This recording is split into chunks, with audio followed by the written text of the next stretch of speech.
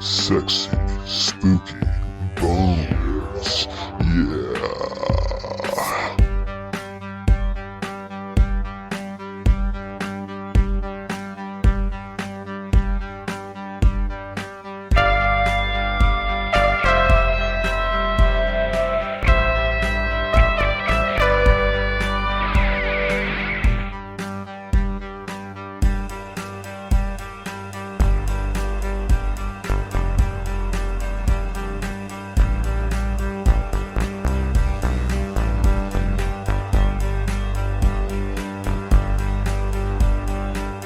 Hello and welcome to the Skeleton Boys, a horror movie podcast. I am Rolando.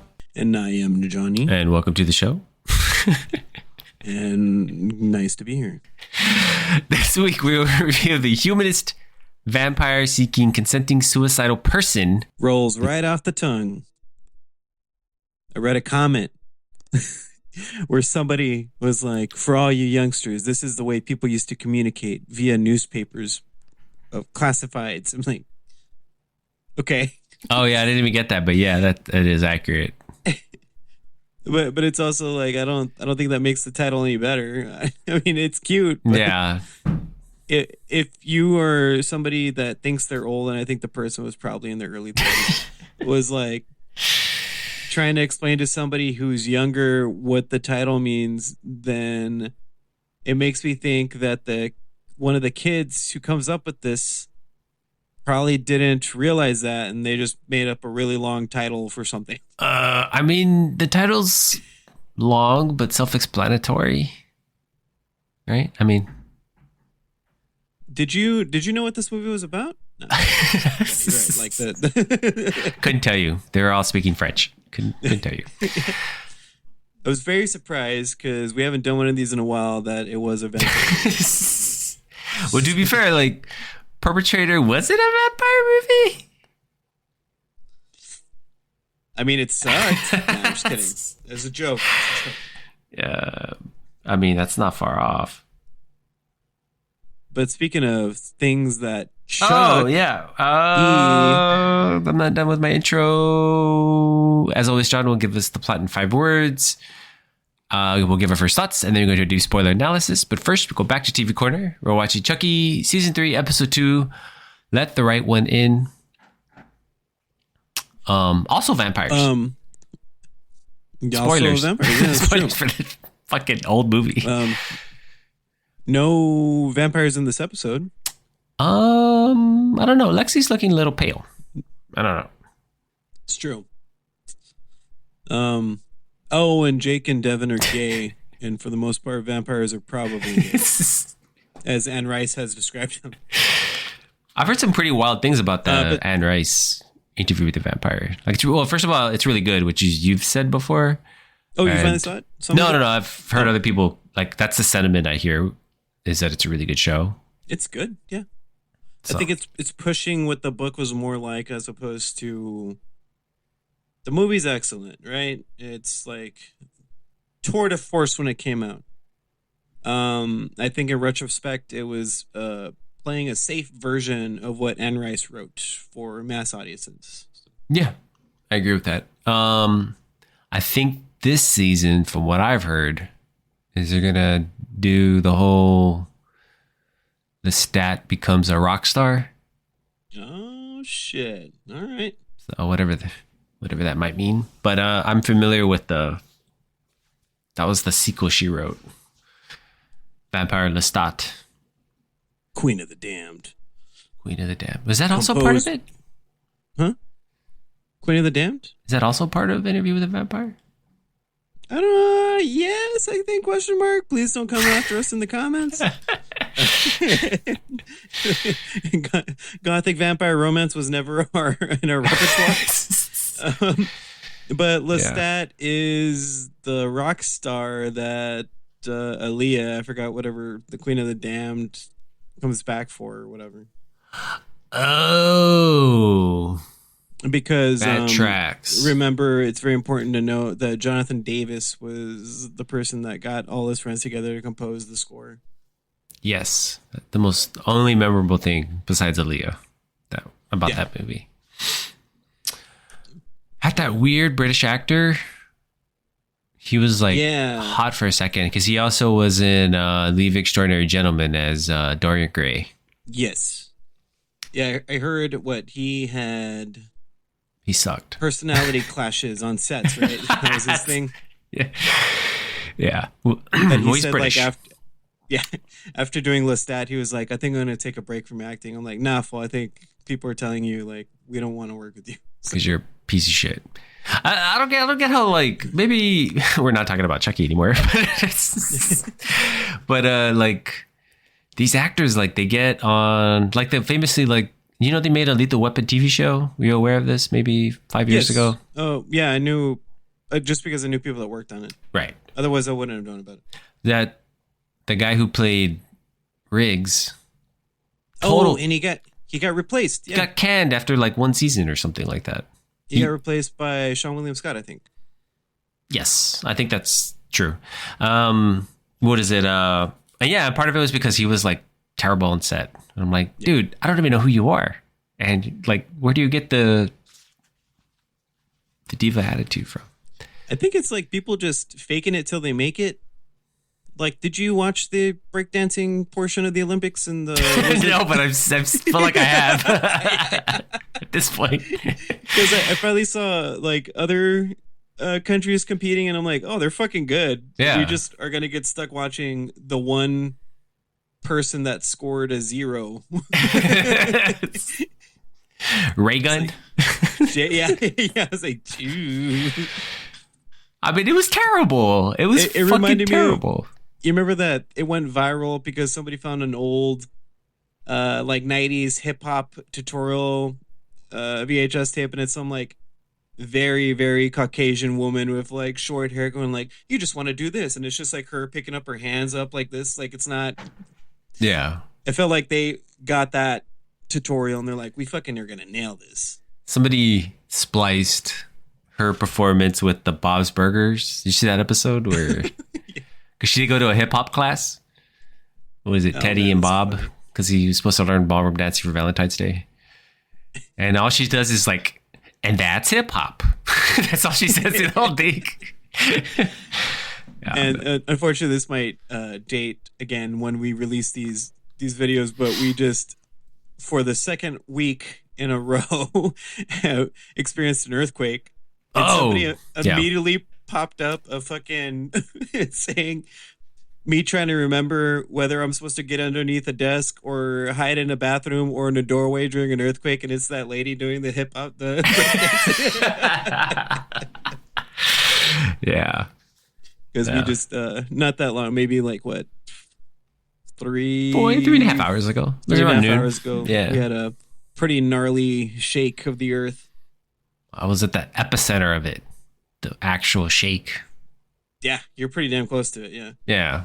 So, yeah, no, it was a really bad one. But I guess we don't talk enough about earthquakes on our horror movie podcast. So I know.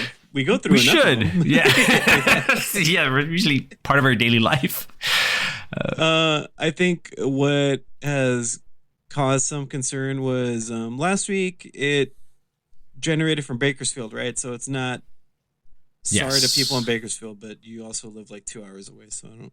Maybe some sand got moved around is the worst thing that I'm happened. sure it's fine. Yeah. Yeah. But here it happened in fucking Pasadena, and I'm like, damn. Yeah, there's people in Pasadena. Yeah. A lot of people. Yeah. It's actual human lives. No, I'm just kidding. Yeah. So people don't know, Pasadena's great if you don't want to like go anywhere in LA. So it's all just in Pasadena. You know, it's just fair. I used to hate that idea, but now I'm like, yeah, if I can just walk everywhere, that's fine. Yeah. So fight for parking, stand in long lines, things sell out. Yeah. Argue with people behind the counter. I mean, that's usually what places are like. At trendy places. Yeah. The closer you are to Hollywood, the more homeless people drifting from each alleyway to smoke more crack, which I saw recently. Yeah. Which I was talking about. I was walking around the other day with my partner. And you remember the old, I know we're not talking about Chucky. I'm just going off on a tangent here. You You remember that art installation for Bates Motel? They painted that entire abandoned motel white, including the palm trees over on Sunset and like near Hollywood Boulevard-ish and Sunset. So Silver Lake, not Hollywood, but Silver Okay. Lake. Yeah. Across from the Elliott Smith Figure 8 album cover Yeah. wall. They tore all that down, and I was like, oh, I forgot they did this. And I was like, man, I feel like LA used to do a lot of cool shit. And now it feels dystopian for some reason sometimes. Yeah. Weird. Things change, you know? Neighborhoods change. We're cleaning up the streets because, God forbid, we have homeless people here during the Olympics. Yeah, when they fucking... Which I'm not looking forward to be honest. Yeah, somebody made that comment that I'm repeating on Threads. They're like, it's like, how are we supposed to host an Olympics if we can't even figure out the Trader Joe's parking situation? Oh, Ellie in a Minute talked about why Trader Joe's parking lots are that small. And it was actually a really good explanation. And it's just the way the city fucks everything up. Yeah, kind of, yeah. No, it's just the way the city fucks everything up. I think initially it was supposed to be like, so the parking lot would look full and make it enticing to want to get there or to want to shop there. Yeah. But then it's also within like code boundaries. So you're stuck with however big a parking lot is per. I say bullshit on that because every Trader Joe's parking lot are fucking tiny, which is tiny. Yeah. They're all like 6 spaces maybe, and they're all full. But I feel like places that have a lot of parking, let's say like a Whole Foods, either is the only like the one over by the Grove, either is the only establishment that survived that entire fucking plaza because Kmart died. That's true. Or it feels like they build a parking structure underneath it. Like they have so much money that they can build a parking structure underneath the shop. In Pasadena, I think there's a Whole Foods and a Trader Joe's. Oh, maybe I'm getting that wrong. But the Trader Joe's is part of a part of like a mall. It's like the Lakes, I think is what it's called, or something like that. It's like a little shopping area. But there's no parking there either. Like I was gonna say, I think the only Pasadena Trader Joe's I've ever been to is that one that literally has like a parking lot for like 8 cars. Like, it's literally that big. Well, I think you're talking about the one that's in South Pass. Is it like kind of in a neighborhood? Kinda. It is. I mean, the Trader Joe's itself is super fucking small. Yeah. It takes 5 minutes to walk around that entire thing. Yeah. It's like, I'm just here for Did chips you need and bread? salsa. Because that's all. Yeah, exactly. Did you need bread, chips, and salsa? Because that's all there is room for. Yeah. And spicaloos or whatever. Fucking cookie butter. Cookie butter. Fucking okay. And that's Chucky. That's Chucky. Season 3. Give you a little LA humor. All right, let's actually talk about the show that it has become progressively more boring. Yeah, essentially we pick up exactly where we left off the previous episode, where Jake, Devin, and Lexi are trying to just find a way to get into the White House, and they see a way of befriending one of the president's sons, the older one. Which is how Lexi has been making quote unquote thirst trap TikTok dance videos. And she's like, oh, well, he follows me. I'm like, okay. Yeah, it is. Because the president's son is a loser. In this for whatever reason. Universe, yeah. Yeah. Because the president's son goes to a somewhat not public school, but, you know. He's no Barron, but like Barron's the top teenage sons. But yeah, no, he's no Hunter Biden. He's no Hunter Biden. Another president's son. But would have thought all these politicians would have shitty kids. That's so weird. Never happens that way. Basically that's all that happens. More people get murdered. Okay, in this episode specifically, only redheads get murdered, so maybe that's what "let the right one in" means. Yeah, bloodheads. I don't know. I just think that like the way they're portraying the White House stuff, awful, just unbelievable. And then So it almost feels like they maybe took on too much with this particular premise, because every season kind of has like a certain thing they're gonna, a certain location that they'll follow through with. And wow, But the White House. You did bring up, and I think I just want to, because it was a really good point, because we kind of briefly talked about this before we started, that the writing doesn't feel up to par from what we've been watching too. Right. Yeah. And we quickly looked, and it seems like a lot of people have left or have changed positions, and it feels like it's just kind of weak so far. The one constant, Don Mancini, who it's his stuff, it's his toys, it's his universe. You know what I mean? Like, he gets to do whatever he wants. So either, I think at this point, like, if you're into it, you're into it. I just think that, like, just the way the show starts, it's like, okay, here we go again. Like, how are Jake, Devin, and Alexi gonna fight Chucky this time? Oh, it's at the White House. Okay, so, like, are we gonna explore themes of, like, make fun of, like, Trump? Are we making fun of Bush? You know what I mean? Are we gonna make fun of old Biden? Like, what's the... They bring up Obama, which I thought was weird. Yeah, that seems out of... I mean, it's been, what, like, almost 8 years removed from Obama now? Yeah. So it's like, that joke's not relevant, you know what I mean? Like, it just seems a little behind on the time. So there's no, like, biting satire there either. So just... Jake and Devin, will they, won't they fuck finally? Oh, we'll definitely get there. Yeah, fucking... The premise of the show is just, like, it's always hindered on, like, the ridiculous, but this is just implausible. It's not fun. Yeah.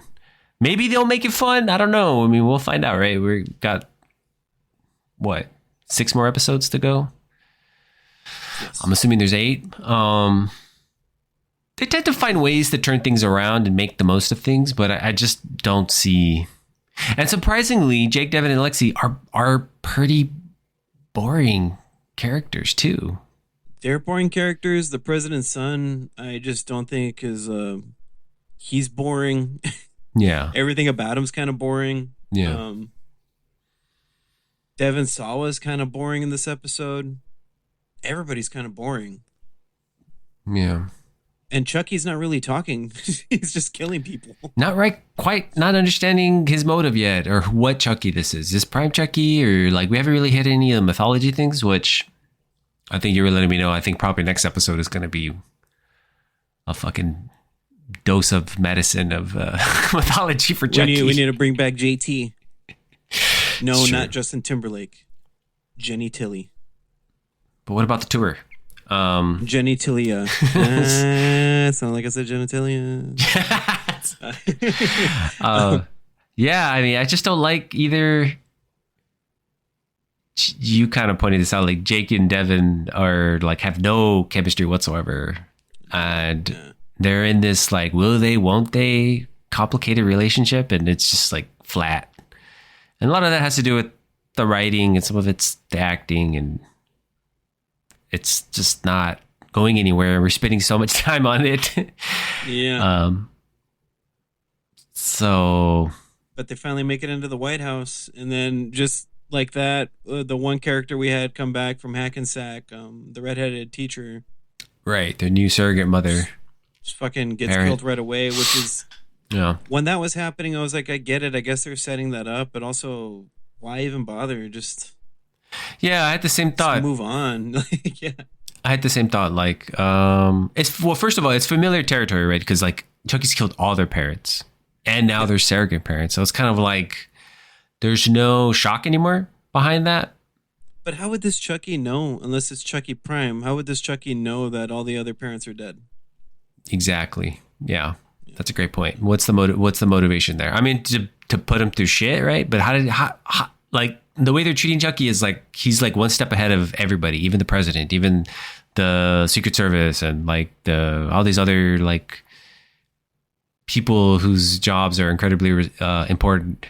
So the dumbing down of that whole White House thing is just, and it's like historically, famously, right? The White House has no surveillance or microphones, right. Yeah. Or anything, so there's no way to figure this out. Yeah, even I mean there's such a trust inside the White House. even like what is it? Just the one thing that White House is known is like security. Like you could not get like close to entering that place without something happening. Like, so the plausibility of it is like, I'm all for like suspending my plausibility for the story and for the movie, but like, man, yeah, you're telling me that they never x-rayed the Chucky doll to make sure there wasn't a fucking bomb in it, or like this, or fucking anthrax or something, like just to see that, oh, there's like organs and shit in this. What's up? Or even one Google search. Oh, this is the doll that supposedly all these people died, right? Like, you can bring up Andy's mom. You can bring up like all the factory they burned down. You can bring up the movies. There's like a littered history of things. Like, so Chucky is like known in this universe. He's not like a big secret. So like, wouldn't they think it's weird that like my son has this fucking doll, which looks like it's from the 80s? There's no recognition either from the parents who were. Oh, yeah, I was gonna say even like piggybacking off that real quick. Yeah. Oh no, this is the president's son's new friends. They're fine. They've experienced a lot of loss. Who cares that every time anybody's around them in different locations in the U.S., everybody fucking gets murdered. I'm sure it's fine. They all hang out. It's lazy, right? It's lazy writing. It's not sharp. It's not like biting. So like, it's a fun premise. Chucky in the White House. Oh my God. Like, that sounds great. Cool. Yeah. But it doesn't, it's just not, after 2 episodes, feels like a very dry, very like by numbers so far. And there's the only thing I will say, I'll give it a compliment, because I know we're both kind of like mixed on it, is that I do like the kills this year. The kills have been really nice. So Chucky's the kills murders are nice. I just don't like Chucky being like an afterthought, or not an afterthought. Just he feels like he's doing everything behind the curtain, right? Like, he doesn't seem present the way he was in the first two. Like, it's about Chucky. Yeah. Yeah. And it feels like it's a lot of like, this show has proven to be very good about doing really good setup on one episode, but I feel like they've done setup for 2 episodes and it feels dragged out. Like the same. Yeah. And you keep killing people, and there's going to be less storylines, right? To tell. I mean, I don't know. And if this show gets renewed, that means Devon Sawa has to die at the end of the season. Second to last for the season finale. Yeah, he dies. So they would have to explain how they killed off the president of the United States of America in a TV show. Exactly. And now that's going to be, I can't wait till they cross that bridge. That's going to be something that's going to be pretty ridiculous, I imagine. Yeah. Not good. That's it's also the teacher surrogate mother who is all about like, oh no, like, you guys are absolutely not going to go to the White House. And then she was like, all right, fuck it, I'm coming with you. Yeah. She gets asphyxiated, right? She suffocates to death because Chucky wrapped something around her face, and I was like, I feel like this thing is so porous that she would be able to breathe. The flag. It was the American flag, wasn't it? Yeah. And I was like, just fucking fling Chucky across the room, right? He's supposed to be like I've always like suspended my disbelief on that, because it's like, well, he's probably like a little strong man or something. Well, you remember like in the first season, the kids were like fucking knocking him all over the place. That's true. Yeah. And it's only the adults that can't fight back for whatever reason. They're the only ones that have died. Yeah. So as soon as the gang turns 18, that's when they're in trouble, I guess. Yeah. It feels more and more like that scene where you had all the leads from the movies and the TV shows all standing together, and they just killed the last Chucky. That was like the way the show should have ended. Like, oh, this is the finale. This is it. But here we are, retreading old ground, things that are new or boring or implausible. So it's tough. Have Chucky fight the Puppet Master puppets. Now that I would watch if they were to like bring in another film franchise, you know? Yeah. I'm a big sucker for the Puppet Master series. Yeah. I like anti-heroes because the puppets aren't the bad guys, right? Yeah, and Freddy vs. Jason is one of the best movie soundtracks ever made. Oh, shit. Everybody knows that. You remember when Freddy was like dark meat, right? Because he was talking to Kelly Rowland. Or... Poor Kelly Rowland, man. She's got the shit end of the stick. Like for that movie, which she just wants to fucking be in that movie. Like she's just trying to act. Like she's not trying to probably just stoked to be in the be a part of it. Yeah, she's probably, and then she gets terribly racist joke and then like memed to shit, and then at was it Cannes this year, she was just trying to take photos on the steps and like they were like pushing her, rushing her out of the way and stuff, so she couldn't take photos. Oh yeah, and I was like, what the fuck? That was one of the few times where I was like, this security guard has no idea who the fuck this is, and it's clear. Like I was pissed off for her. yeah. I mean, it's god awful. Yeah, Kelly Rowland seems to be bad luck. So she's had a lot of bad luck. Unfortunate luck. Justice for Kelly, right? Justice for Kelly, yeah. Hashtag Justice for Kelly. That's still a thing, right? We still hashtag things? On Threads, yeah. They don't always work. But they're okay. They're trying. Pound Justice for Kelly. The thread count on Threads is going up. That's all I gotta say. Nice. It's getting hot. Well, yeah, because everybody, what is it? Again, not about Chucky, but all the journalists that were on Twitter have left fucking Twitter and are all like at the same time dropping on Threads. I would say in the last month, there's been a huge influx of just people that were on X that are now moving over, completely abandoning the platform. If not, maybe they're still doing stuff. I deleted mine. I don't have mine anymore. So your Threads? No, or your X. Twitter? Yeah, X, yeah. So yeah, I think I would say by the end of the year, the fucking Threads is going to be Twitter. Probably what it was. What they want, yeah.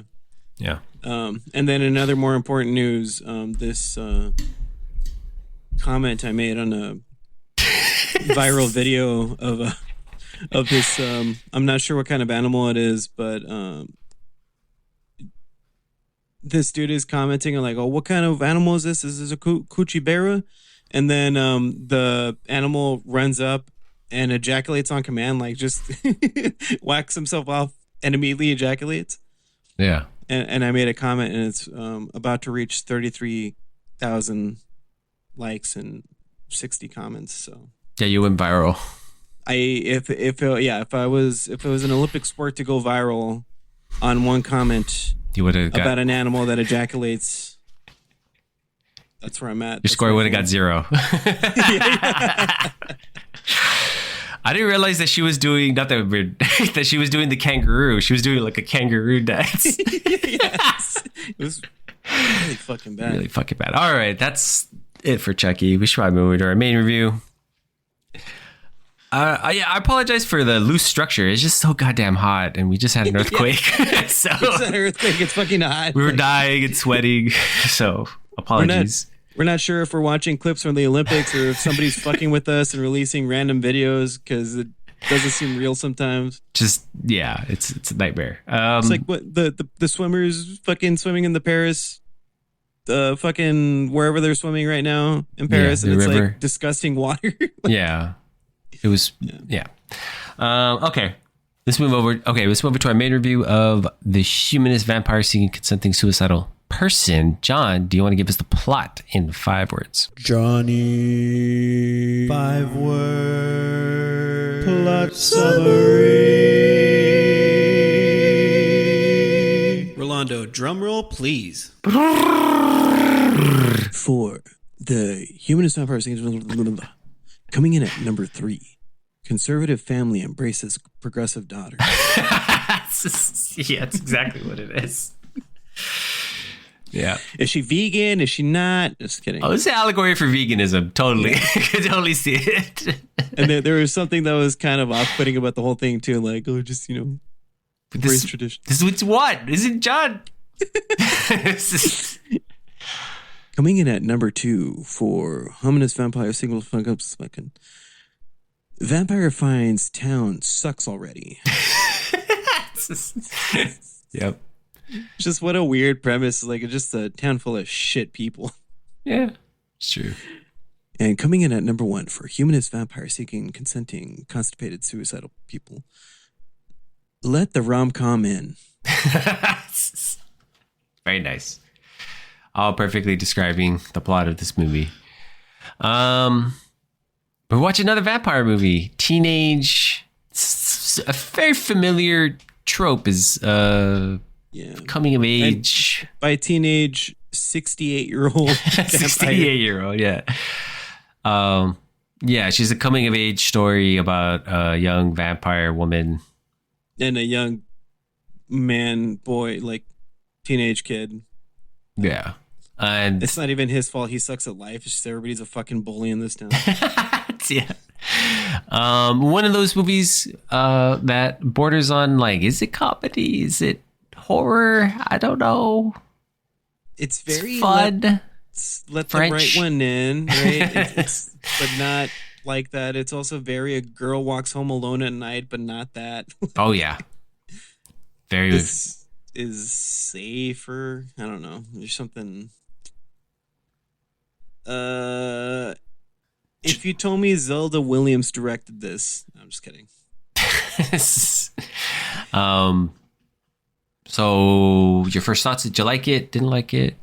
Mixed? It was okay. I think I'm a little mixed on it. I think I wanted to like it, but then I was like, this is just fine. I don't know. There's nothing. It felt like they dragged portions of the story out to fill out screen time to make it like an hour and a half sometimes. Because there was really no reason for some parts to be that long, I felt like. Right, yeah.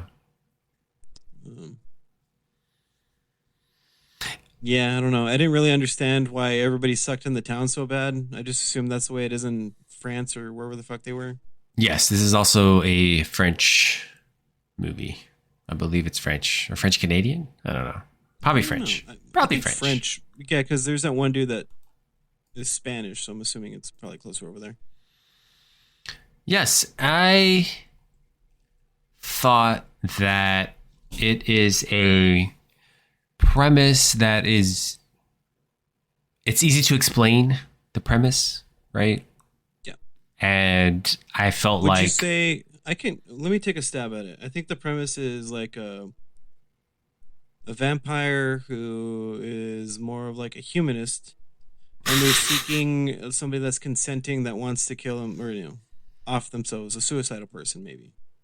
Yeah, basically she's empathetic towards humans, which is their food, so she doesn't kill people. So, and then she meets somebody who will kill himself for her, so she could prove to her family that she can, fend for herself, right? Survive on her own. That cold open, right, where she's younger, which I'm assuming she's probably in her 20s. I'm trying to figure out the math here. Yeah. Even though she looks like she's like 12, 11. Younger, yeah. Yeah, probably more like 7. I don't know. And they bring in like a clown for like a birthday party, and the whole point was to trap the clown so the girl could eat the clown. And it's supposed to be funny because it's like a family setup, but I just don't think too on the nose. I was like, where the concept of humor was fully grasped. Like you had all the right things, and you're like, why wasn't this funny? Like well, because it's just not. I don't know. Yeah, I think it's pretty safe. Does that make sense? Thing, yeah. Not bad. I will say I did like the movie. I was entertained by it. Yeah. But I can acknowledge that they're not. There's nothing that I. It kind of just seems like a setup for like a What We Do in the Shadows episode. I was gonna say it felt familiar. It didn't seem new, and I didn't hate the movie. It was fine. It was just Like I've probably seen a better version of this already. Is what happened Right. in Blood Ride, I think. Yeah, absolutely. Defining horror Netflix series. The John Carpenter's Suburban Screams. Netflix only produces quality. Humanist vampire scene consenting suicidal person. Like, I think the main thing is that the title's really long, and I enjoy saying it. And I think that it's just the premise, right? Like, just I want to describe the simplicity, right, of the plot. It's a vampire, but doesn't like to drink blood, who meets a guy who wants to kill himself. That's whatever you imagine is what happens. Does that make sense? Yeah, like this kid wants to kill himself because he's getting bullied Yeah. pretty much by the No entire friends. fucking town. Yeah. They'll be like the some, only person who seems like a normal, rational person is his mom, luckily. and how plausible was it that this guy was like pretty normal looking and attractive, and it's like there's nothing like wrong with him. He's just quiet. Like and doesn't know how to like stick up for himself, or doesn't want to, I guess, right? He's probably depressed, I guess is the idea. Or French. Which is where I got that was pretty much ripped from Let the Right One In. Right.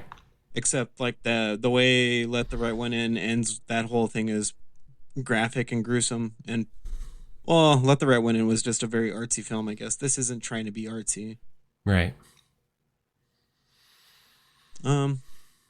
Yeah, I don't know. It was fine. It leans into the comedy, right? It's trying to be like a Lisa Frankenstein. I'm just kidding. I think it's trying to be a more of a comedy horror movie in a horror premise, right? It's not, there's nothing really scary. You know what would have made this movie better, I think, for me? What? Is if they got like keep her but make her like a John Cusack type from High Fidelity. Okay, yeah. You know, and it's just like him or her constantly going like, I don't know, it's just like I don't want to do this. You know, like just being that person as opposed to not really saying anything. I think that was another big gripe I had. I didn't know anything about her. Yeah, we just know that she has this issue, right? That's pretty much her defining characteristic. We don't know anything outside of it. I thought it was a little weird. I mean, I get the joke of it, but I thought it was a little weird that there are doctor vampires that they go and talk to and stuff. And I mean, it's funny. I get it. It's the funny premise that vampires go to vampire doctors, vampire psychologists, and they tell her what's wrong with her, that she empathizes with humans too much, which is why she can't kill them, why her fangs don't come out. So it's like because the frontal part of her brain or whatever. I'm like, okay, that's cool, whatever. Yeah. But then, like, what's that world about? We never revisit that idea that there's like a whole society of vampires, and whether they exist with humans or they don't, or they hiding. There's no like clear definitions of dynamics here. It was more done just for the comedy of it, right? Like this vampire psychiatrist, vampire doctors, whatever. It felt like a episode of a television show, kind of. Yeah, exactly. That's what I was saying. It reminded me of What We Do in the Shadows, because that show perfectly illustrates that. Like, there's like all of this like underworld vampire culture that they have there, and what is it, Long Island, right? Long Island or Staten Island? Is it Long Island? I don't remember. I think so. I don't remember. Yeah. Or New Jersey. I don't know. One of those. But and so it makes sense in the show because they've spent a lot of seasons developing and making that stuff, you know, filling out the world, the mythology universe of that world, where it does make sense, where humans aren't aware. This one kind of just brazes over it and like we're just to assume this stuff is here. And I get it. It could just all be it's supposed to be funny. It's a metaphor, you know, for troubled adolescent, right? That needs to overcome her issues and stuff. And it's played out that way. It's very like situational comedy kind of deal, you know, like parents that don't have a kid that doesn't understand them. They have a daughter who's like away at work. They have the funny aunt and stuff like that. Like, it's very like broadly, this character is very broadly defined. Oh my God. It also feels like they are all almost bending backwards to help this young lady who's not young. She's 68, right? Right. So they've been doing this for 68 years, and even the aunt is forgiving her for like the aunt accidentally churned somebody, right? And then something happens towards the end, and the aunt's just like, you can't live with me, but I think that's her sister. Wasn't that her? or her sister, I her think cousin. sister. The aunt is the older lady. The older, Yeah, bigger lady. So her cousin. I thought it was her sister, but I could be wrong about that. It could be. I don't know. Her sister, sure. Yeah. Oh no, she was the niece. Her character's name was Denise. Denise the niece. This is perfect. Impeccable writing. I still saying all of that. I still think it had moments. Like I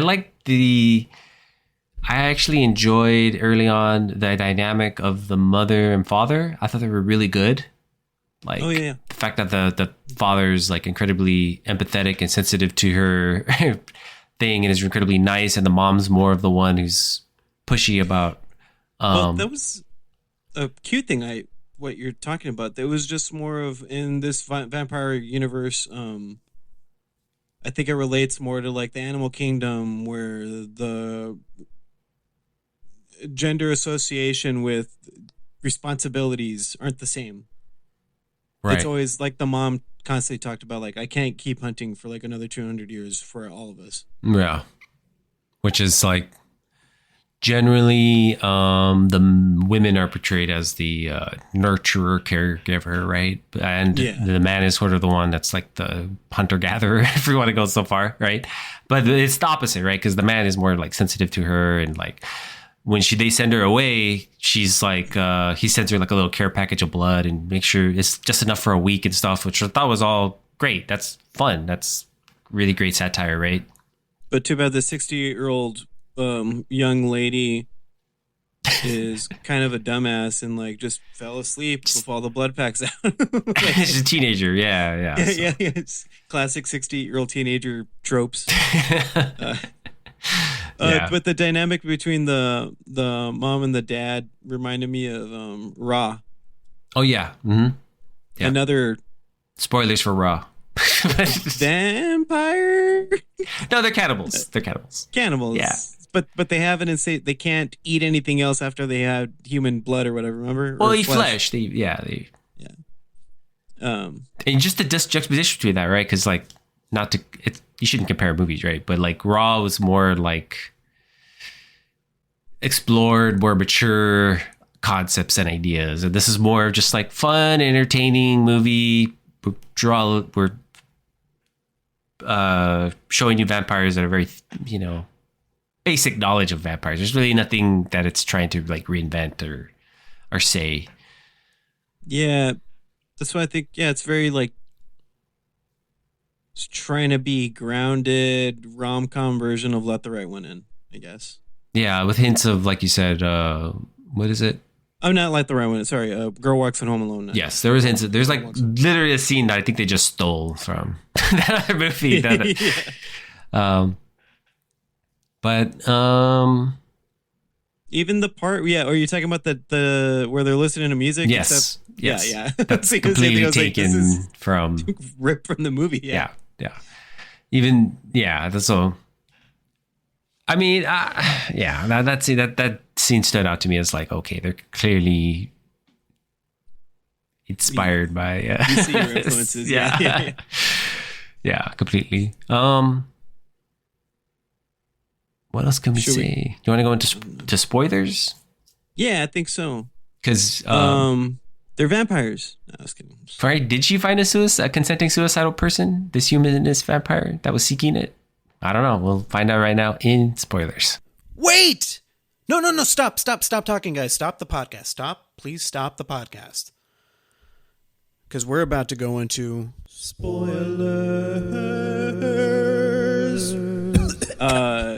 So an ad was never put out. She just happens to be walking by somebody that's on top of a building wanting to jump off. It's pretty crazy that that like that didn't even occur to me that that you brought up that it's supposed to be like a newspaper ad or like a classified ad, which what are the kids comparison for the kids? Craigslist. Do the kids still like Craigslist? I don't know the DMs. I don't know. It's no comparison.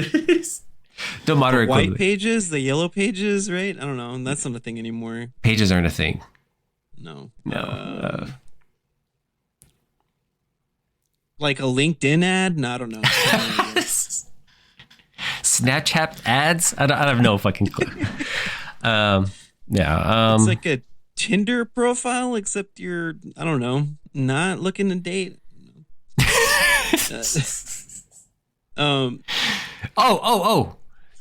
I know what it is. Facebook Marketplace. That's what it is. There it is. There it is. But yeah, that's a weird comparison. That never dawned on me. Because it doesn't really apply to the movie at all, except for maybe kind of at the end. So yeah, like you understand that's what she's hopeful for, but she's not actively looking for that. She's just made up her mind that she's not gonna kill somebody. Oh, you know what it is? Okay, so we're gonna skip all the way to the end. I think I get it because the kid wrote it in his the kid wrote it book, down. Yeah, like as an ad that basically like for people that are suicidal, if they want to like sacrifice themselves, so the young couple or whatever don't feel guilty about killing people. Like somehow that is like, okay, I like these people kind of motive. Yeah. It's like, what the fuck? So I'm assuming the idea was if they were to make a sequel to this, that people would be aware that vampires exist. Yes. Because otherwise the ending doesn't make sense, kind of. Right. I mean, I guess they can do whatever they want, but yeah. And what like this kid writes out all these things because she passes out and he is okay, so one of his bullies gets killed by her and that's her first official kill finally. Mm. And they're trying to find the kid Paul, because they're like, you got to kill him, he knows. But he stays up. He like tried to make coffee for her, and so he drank a pot of coffee and wrote like 500 something things. And I was like, I'm gonna believe this because he's a teenager. Because if I drink a pot of coffee, I got like a solid 45 minutes, and then I'm probably gonna want to take a nap. So yeah, exactly. Yeah. But those are all the things he wrote down in his notebook about like plans to escape or plans to like drink blood or whatever. Yeah. I feel like the thing I couldn't wrap my head around was that they weren't a couple, right? They didn't like each other. Well, after that whole sequence with the song, it made it seem like, oh, maybe they do have feelings for each other. Oh, because he was ready to just die, I think. She's attracted to him, right? That was like the whole thing is she which makes her, and it's fine to say, a pedophile. Because she is 68. He is probably 17. He's legitimately 17. 16. Well, nothing happened between them, so just grooming is what. No, she sucked him, right? On his neck? She sucked him off, yeah. Well, to turn him, not to kill him, right? That's kind of like where we leave it. But his bully, though, she whacked him off. Yeah. Yeah. He got whacked off. He died. Yeah, he's dead. Yeah, she swallowed all his blood. We're very mature. And then that Spanish guy that the that guy was great. So first of all, that guy was great because I thought he was just going to be another dumb kill, but he kind of was, which was really funny. It was like... So the niece brings people home and murders them, and is trying to get our main character like into the whole idea of killing so she could eat. And she brings home this Spanish guy who's really like obnoxious, dumb and obnoxious. They tell you I have a hot tub, and they're like, "Yeah, you've already told us that." Exactly. And she, of course, like tries to give give him to her to kill, but she ends up not going through with it. And then like so the niece is like, okay, fine, I'll do it. And then she goes and tries to like, she's biting him and like sucking his blood and everything. And she like draws attention to it. And so she stops. And so he becomes a vampire. And so somehow, yeah, so he becomes a vampire. So like, it's that whole thing where they're like, she's like, kind of like, what is it? What We Do in the Shadows 2, where like the vampire that made you stay with them or something like that. And yeah, and she's just kind of stuck with him reluctantly. Essentially, he's playing the dumb brother-in-law archetype, right? Like, so but I thought it was funny. Like a kind of another role reversal, right? Like she accidentally this is the analogy I'm going to use. Like she accidentally knocked him up, right? Couldn't do anything about it, and now she's stuck with him. Yeah, exactly. Like she doesn't defend him, and she thinks he's stupid, stuff like that. But she behaves like she's stuck with him. His character kind of reminded me of Kevin Durant's muscle bonehead character in Abigail. Yeah. Just kind of a dumb guy or whatever. But because at the end when so this is the big reveal is she churns the Paul kid, right? He's about to die or whatever, and they're like, oh, we should just drive a stake into his heart. And the dumb new brother-in-law is about to stab him in the chest, and she's like, no, don't do that. And then they're like, oh, look, he's coming back, come on, let's give him blood. And the dad, aunt, the mom, the aunt has a flask, flask of blood, right? And then they're like, come on, give him your blood bag, grab your blood bag. And the cousin or niece or whatever the hell she is is like, what? No. And then the brother-in-law's like, come on, just give him the bags. Yeah, it's really funny. Come on. Yeah, I liked it too. It's like they're like, oh, I think his name was JP. JP, stab him with your pen. Okay, and he just spits out the pen top and just like tries to stab him because he wants to like prove himself to be in that family and stuff. So yeah, which is like just lucky that he's just that cool about like, oh, I'm a part of this vampire family now. Yeah. I didn't understand why all of a sudden Paul became a goth kid when he became a vampire, but whatever. I mean, that's what you do as a vampire. The rest of the family seemed fine, but they're just living life. I must say, I don't think they've ever heard Joy Division. I'm just kidding. Oh, that's true. So, Paul, I believe, has heard Joy Division before. That I do believe. Yeah. Right. Tracks. Tracks for the character. I believe him, yeah. Alrighty. I don't know if you have any. Oh, well, yes. There's like one more thing. Yeah.